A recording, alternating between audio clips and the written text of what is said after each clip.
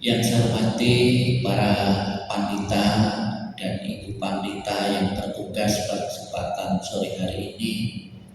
Yang saya hormati kedua orang tua ataupun wali dari mempelai berdua.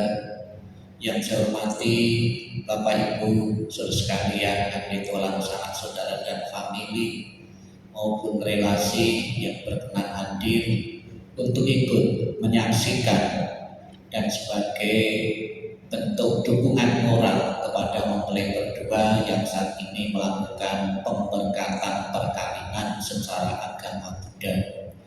Terimalah salam di dalam Dharma, Namo Sang Hyang Adi Budaya, Namo Buddhaya, dan salam sejahtera bagi Bapak Ibu saudara sekalian. Beberapa tahapan telah kita saksikan bersama. Tadi ada beberapa proses yang sudah dijalankan oleh mempelai, sehingga tibalah saatnya kita akan bersama-sama, khususnya mempelai berdua, untuk diingatkan kembali tentang nasihat, tentang kiat-kiat dan syarat-syarat bagaimana membentuk rumah tangga yang bahagia. Sebelum Anda ke pemberkatan ini, Anda telah dibekali dengan begitu banyak teori-teori yang berasal dari ajaran-ajaran Sang Buddha maupun umum, agar di saat menapak sebagai kehidupan rumah tangga Anda mempunyai pondasi, mempunyai dasar yang kuat, sehingga di saat ada guncangan-guncangan ibarat sebuah bangunan, itu Anda tidak akan runtuh, tidak akan roboh kalau pondasinya itu kokoh dan kuat. Di dalam masyarakat sering kita mendengar bahwa rasa cinta atau tresno itu dimulai dari beberapa hal atau dimulai dari latar belakang yang berbeda-beda. Ada seseorang itu menjatuhkan pilihan kepada seseorang, ini didasari faktor cinta atau kecintaan pada sesuatu. Di dalam tradisi atau di dalam teori yang klasik kita mengenal cinta itu dijatuhkan pilihannya karena alasan materi. Saya cinta kamu karena mempunyai materi yang cukup. Apakah salah seperti itu? Tidak salah. Sebuah perkawinan, sebuah rumah tangga tanpa didukung oleh materi yang cukup pasti akan goyah, pasti akan runtuh. Seseorang tidak cukup untuk memakan cinta.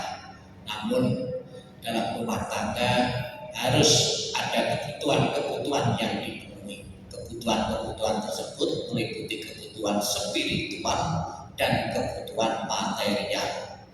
Seorang yang sudah memutuskan diri untuk berani melakukan perkawinan harus siap memenuhi kebutuhan spiritualnya dan kebutuhan materialnya.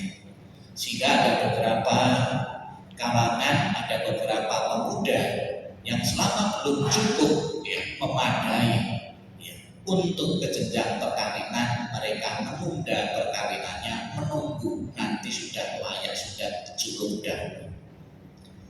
Kemudian Bapak Ibu sekalian, di samping faktor materi yang sebagai salah satu faktor pertimbangan adalah pertimbangan ada yang takhta atau kedudukan.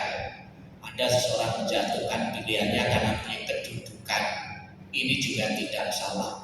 Dalam kehidupan sosial kita pun juga dituntut untuk mempunyai beberapa kedudukan sebagai sarana untuk mengabdi kepada masyarakat. Kemudian yang ketiga, kita juga mempertimbangkan pajak atau rupa. Maka banyak pilihan-pilihan di saat orang menjalani masa pacaran. Kemudian yang keempat adalah cinta sejati. Tentunya cinta sejati itu juga harus mempertimbangkan beberapa hal, beberapa faktor. Beberapa hal yang sudah saya sebutkan tentang materi, tentang kedudukan dan rupa bisa dijadikan satu pertimbangan, namun jangan sampai dijadikan pertimbangan yang utama.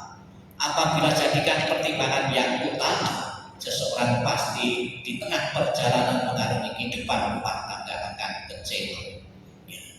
Seseorang nikah karena materi atau suaminya karena punya materi, begitu jatuh miskin, kesetiaannya sudah tidak ada lagi. Setelah tidak mempunyai kedudukan, sudah tidak cinta lagi. Setelah mempunyai pacar yang tua, peyot, sudah tidak cinta lagi. Ini tentunya juga tidak pernah diharapkan oleh pasangan manapun. Cinta yang sejati inilah yang harus Anda utamakan. Maka agar mempunyai cinta yang sejati, di dalam Anda mengikuti beberapa bimbingan-bimbingan pranikah, di situ dijelaskan. Dan juga dapat kita lihat juga di sini Bapak Ibu sekalian, ada sarana dan prasarana di wihara ini. Bapak Ibu bisa melihat bunga. Bunga ini juga sebuah pelajaran bagi mempelai berdua. Dipetik masih seger, ya nanti sore atau besok sudah layu. Kehidupan yang Anda jalani saat ini pun juga seperti bunga ini. Kehidupan rumah tangga sebagai suami, sebagai istri pun juga tidak kekal, tidak abadi. Namun hendaknya kesetiaan itu tidak pernah berubah hendaknya. Mempelai berdua yang saya hormati, untuk mengarungi rumah tangga di zaman kehidupan Sang Buddha, ada seorang gadis yang sedang melakukan pernikahan juga, namanya Visakha. Visakha ini pernah diberi saran dan nasihat oleh ayahnya agar rumah tangga yang dibentuk nantinya bisa berbahagia. Apa syarat-syarat rumah tangga yang bahagia? Yang pertama, orang tua Visakha ini berpesan kepada Visakha dan pasangannya, jangan pernah membawa api dari luar rumah ke dalam rumah. Api di sini adalah api perpecahan, api pertentangan.